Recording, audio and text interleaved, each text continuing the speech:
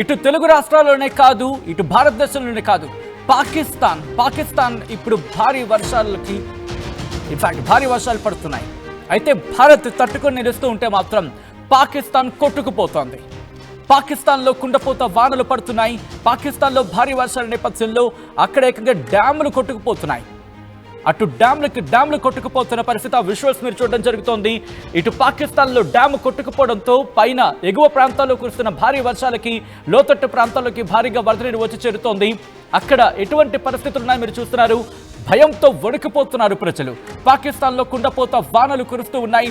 లాహోర్, ఖైబర్ పఖ్తూన్ఖ్వా, పంజాబ్ ప్రావిన్స్లలో దారుణ పరిస్థితులు నెలకొన్నాయి. వరదల కారణంగా 250 మంది మరణించారు. నదులను తలపిస్తున్నాయి రోడ్లు. అక్కడ వందలాది ఇళ్లు ఈ వరద ప్రవాహానికి కొట్టుకుపోతున్నాయి. వేలాది మంది నిరాశ్రయులయ్యారు. ఇప్పటికే భారత్లో కురుస్తున్న భారీ వర్షాలకి పాకిస్తాన్లో సింధు నది ప్రవహించే ప్రాంతాలు అతలాకుతలం అవుతూ ఉంటాయి. పాకిస్తాన్లో కూడా భారీ వర్షాలు కురుస్తున్న నేపథ్యంలో అక్కడ ఆందోళనకర పరిస్థితి నెలకొంది.